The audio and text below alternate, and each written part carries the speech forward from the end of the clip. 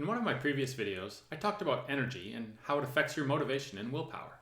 Specifically, I talked about things you can do to maximize your energy level, both physical and mental, thereby increasing the baseline starting level of willpower you have each day.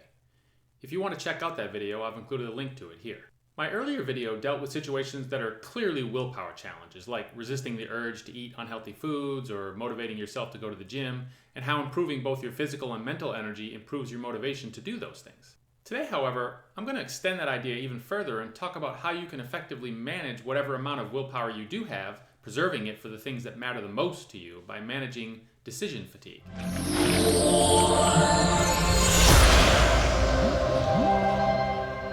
In today's hyper-connected world, every email, text message, Facebook post, voicemail, or Slack message is a request for your time and attention. You probably don't think about it in this way, but every one of those requests requires two decisions.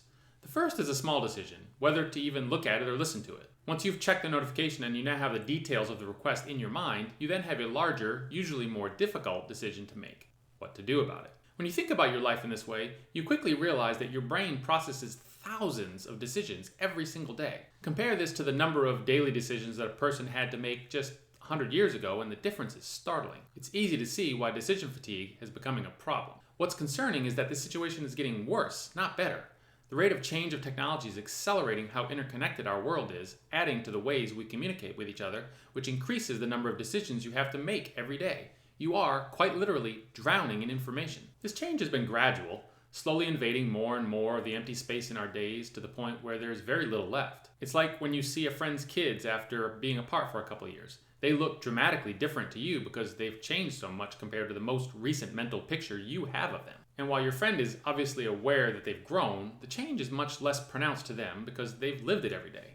Similarly, if you could go back 15 or 20 years and spend a day in that world, you'd be stunned at how simple and uncluttered the days were compared to today. Your willpower is a finite resource that behaves much like a muscle, which means it gets fatigued and needs rest to recharge. Most people don't realize it, but every decision you make, even the micro decisions like whether to look at that new text message or keep writing the email you're typing, drains just a little bit of your willpower. Those little decisions silently chip away at your capacity to bring your best self to your really important decisions, the decisions where you can make positive changes in your life. That's the reason Steve Jobs wore the same outfit to work every day and why many high performers eat the same meal for breakfast or lunch every day. Now, you don't have to go to that extreme, but managing decision fatigue will help you preserve your precious, limited willpower for the areas of your life where you know you need to change, but you might need a little help. When your willpower is low, your default mode for all decisions will be whatever your pre-programmed routine is, because that's what requires the least amount of energy.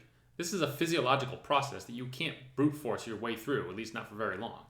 So what can you do about decision fatigue? In his book, Procrastinate on Purpose, author Rory Vaden lays out a framework that helps you deal with decision fatigue by processing decisions efficiently, minimizing the number of times you handle them, and also minimizing the number of tasks that you ultimately take on.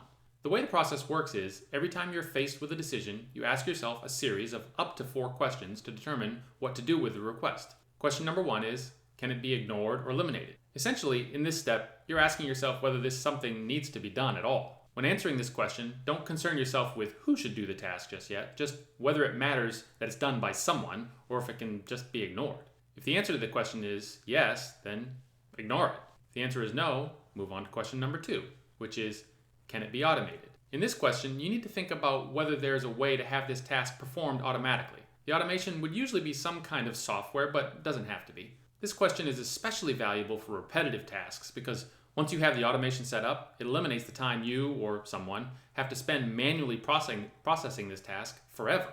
Now, at face value, this seems like a fairly simple question, but it could involve some work to research automation options that exist because you may not be intimately familiar with the topic. The level of effort you put into thinking about this question should be comparable to the benefit you would receive for having the process automated. If you're considering whether you can automate a task that takes you 2 hours to complete every day, it's worth spending much more time and energy researching this question than for a task that only takes you 10 minutes each week. So if the answer to this question is yes, then you assign someone the task of automating the process. That someone could be you, but it doesn't need to be. If the answer is no, then you move on to question number 3, which is, can it be delegated? If you've reached this question, it means you've determined that the task does actually need to be done by someone and that you can't automate it, or at least it's not worth the effort to research and implement an automated solution. So the next logical question is, does it need to be done by you? Or can someone else do it just as well, or at least good enough that it does not sacrifice quality? If the answer is yes, then delegate it to someone you trust. Note that you could also train someone to do it even if you don't currently have someone who's capable. If the answer is no, then you move on to question 4, which is, does it need to be done right now?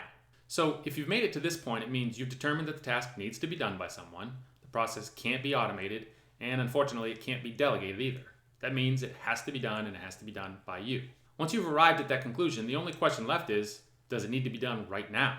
If the answer is yes, do it. If the answer is no, then you procrastinate on purpose. If the task does not need to be done right now, you can schedule it for a later, more appropriate time.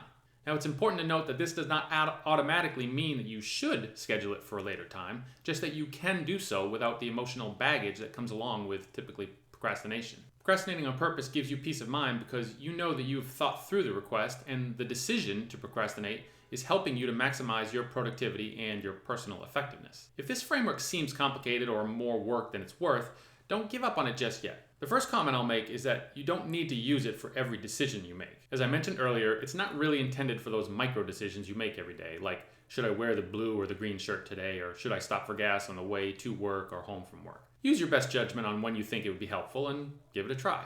Also, even though it took me a few minutes to explain how to use the questions in this framework, in reality, once you start using it, you can run through them in just a few seconds. If you try it and find the process too cumbersome or not helpful, drop it and move on. What do you have to lose? What you have to gain is reducing the number of items on your to-do list, by definition, reduces your daily decision load, which will in turn reduce your decision fatigue. If your goal is to be more effective in life and increase your motivation to develop positive habits, reducing low-value decisions will preserve some of your limited willpower, making it available to use on the things that support your long-term goals. I found this framework to be a very simple yet effective tool for processing my decisions. If you haven't heard of it before and think it could help you, I encourage you to give it a try.